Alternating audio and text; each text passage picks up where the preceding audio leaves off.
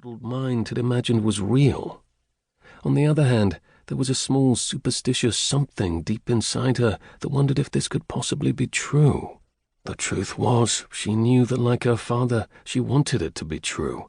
She hoped that her beloved brother was still around in some form, not lost to her forever. "What did he say?" Frank Mulcahey asked. "Why did he come to you?" Deirdre's eyes filled with tears. "Oh, Da, it was awful. Dennis was scared and desperate. 'Help me,' he said, and held out his hands to me. 'Please help me.'" Frank Mulcahey sucked in his breath sharply and made a rapid sign of the cross. "Jesus, Mary, and Joseph, what did he mean?" "He didn't mean anything," Megan put in quickly. "She was dreaming. Deirdre, it was just a nightmare. It must have been." "But it wasn't," Deirdre insisted, gazing at her sister with wide, guileless eyes. "Dennis was here. He was as clear to me as you are. He stood right there and looked at me with such pain and despair. I couldn't be mistaken. But, darling," her younger sister gave her a look of mingled reproach and pity, "don't you think I know the difference between a nightmare and a vision? I've had both of them often enough." "Of course you have," their father responded, and turned to glare at Megan. "Just because there are things you cannot see or hear, it doesn't mean they don't exist. Why, I could tell you tales that would make your hair stand on end." "Yes, and you have on many occasions," Megan responded, her tart tone of voice softened by the smile she directed at her father. Frank Mulcahey was a short, wiry man, full of energy and a love of life. At the age of 15, he'd come to New York from his native Ireland, and he was always ready to tell anyone who would listen how his dreams had all come true in America.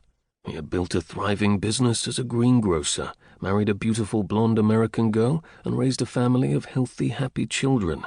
Only those who knew him well knew of the hardships he'd endured, the years of working and scrimping to open his grocery, the death of his beloved wife shortly after Deirdre's birth, the hard task of raising 6 children on his own, and finally the death of his oldest son 10 years ago. Many another man would have broken under the blows of fate, but Frank Mulcahey had absorbed them and moved on, his spirit wounded but never vanquished.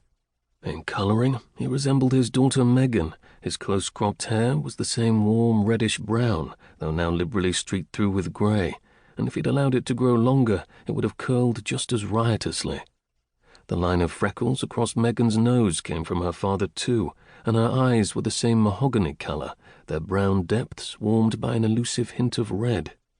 They were alike, too, in their drive and determination, and as Deirdre had pointed out more than once, in their sheer bull-headedness, a fact that had caused them to clash on many occasions. "Clearly you didn't listen to the tales well enough," Frank told Megan now, "or you did not keep an open mind." Megan knew she would never convince her father of the unlikelihood of her brother returning from the grave, so she tried a different tack. "Why would Dennis come back now? How could he need our help?" "Why, that's clear as a bell," her father responded. "He's asking us to avenge his death." "After 10 years. "Sure, and he's waited long enough, don't you think?" Frank retorted, his Irish brogue thickening in his agitation. "It's me own fault. We should have gone over there and taken care of that filthy murdering English lord as soon as we learned what happened to Dennis. It's no wonder he's come back to nudge us. The sin is that he had to. I've shirked my duty as a father." "Da, don't." Megan laid a comforting hand on her father's arm. "You did nothing wrong. You couldn't have gone to England when Dennis died. You had children to raise. Deirdre was but 10, and the boy's only a little older. You had to stay here and work and see after us." Frank sighed and nodded. "I know, but there's nothing holding me back now.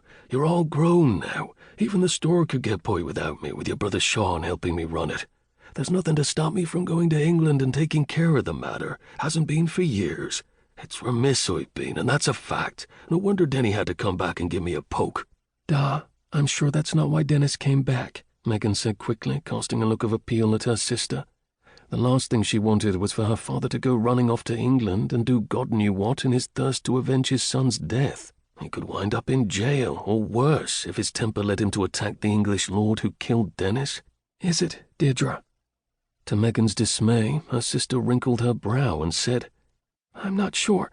Dennis didn't say anything about his death, but he was so distraught, so desperate, it was clear he needs our help." "Of course he does," Frank nodded. "He wants me to avenge his murder." "How?" Megan protested.